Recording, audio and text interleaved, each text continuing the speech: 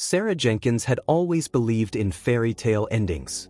At 24, with her Oklahoma roots still showing in her gentle drawl and unwavering faith, she thought she'd found her prince when she met Marcus at a coffee shop in Tulsa.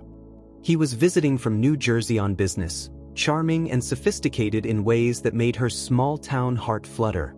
Marcus was everything she thought she wanted: attentive, romantic, and seemingly accepting of her Christian faith. When he asked about her church attendance, he smiled warmly and said, "Your faith is part of what makes you beautiful, Sarah." When she prayed before meals, he waited respectfully. When she spoke of God's plans for their future, he nodded and squeezed her hand. Their courtship was a whirlwind of flowers, late-night phone calls between Oklahoma and New Jersey, and promises of a life together. Within 8 months, they were married in Sarah's childhood church, her grandmother's Bible in her hands as she walked down the aisle. For the first 6 months of marriage, life seemed perfect. Marcus had moved to Oklahoma, found work, and they settled into a small house on the outskirts of town. Sarah continued attending Cornerstone Baptist Church, and while Marcus didn't join her, he never objected.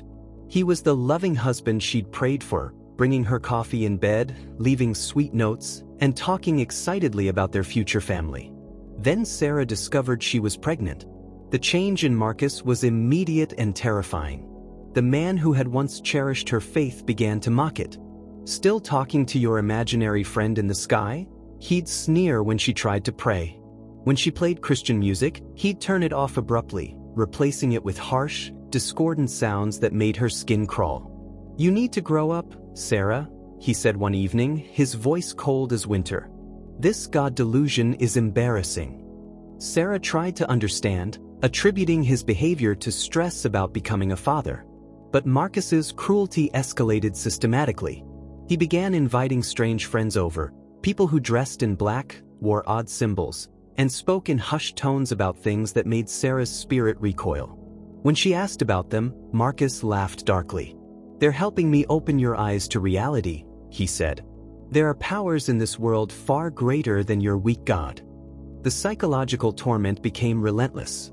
Marcus would hide her Bible, mock her prayers, and bring home books filled with dark imagery that he'd leave open on her nightstand. He stopped all physical affection, treating her with increasing contempt as her pregnancy progressed. "Your God isn't protecting you now, is he?" Marcus would whisper during her morning sickness. "Where is he when you're suffering?" The stress began taking its toll on Sarah's body. She lost weight despite being pregnant, couldn't sleep, and lived in constant fear. When she tried to call her family, Marcus would hover nearby, making her uncomfortable.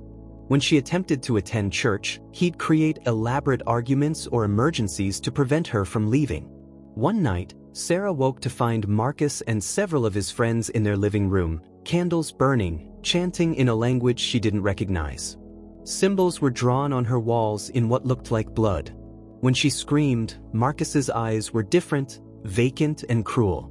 "You will join us willingly, or you will be broken," he said, his voice eerily calm. The next few weeks brought a campaign of terror designed to shatter her faith. Marcus would blast disturbing music at all hours, leave dead animals on her pillow, and bring home literature filled with blasphemy. He stopped providing money for groceries, claiming she needed to earn her place in his world. The stress and fear culminated one night in severe abdominal cramping. Sarah doubled over in pain, calling out to Marcus for help, but he simply watched with cold satisfaction. "Your God is teaching you a lesson," he said as she collapsed.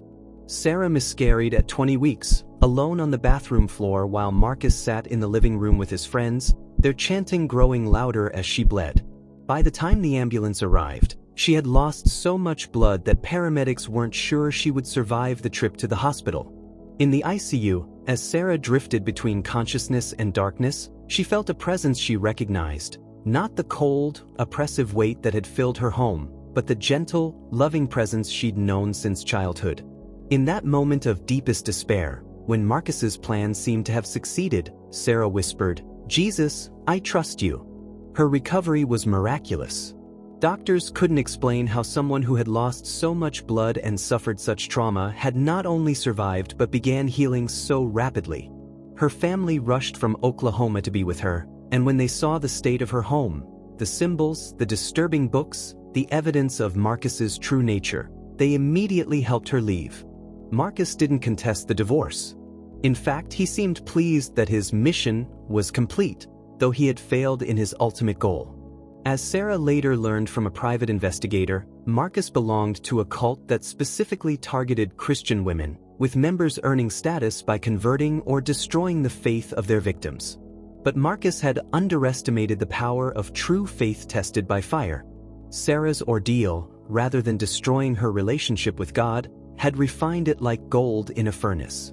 She returned to Oklahoma forever changed, not broken, but stronger. The suffering had stripped away any superficial elements of her faith, leaving only what was genuine and unshakable. She began speaking at women's conferences, sharing her story as a warning to other young women, but more importantly as a testimony to God's faithfulness even in the darkest valleys. Her message was always the same: the enemy meant it for evil, but God used it for good. Sarah started a ministry for women who had survived spiritual abuse, providing resources, counseling, and most importantly, hope. Her small apartment became a haven for women escaping similar situations, and her church supported her work wholeheartedly. Years later, Sarah would say that while she wouldn't wish her experience on anyone, she was grateful for how it had deepened her faith. "I thought I knew God before," she would tell audiences, "but I didn't really know Him until I met Him in the darkness. That's where I learned that His light is stronger than any darkness the enemy can conjure." Her story became a beacon of hope, proof that even when evil seems to triumph, when carefully laid plans seem to succeed in destroying faith, God's love and power can transform even the most devastating circumstances into testimonies of His goodness.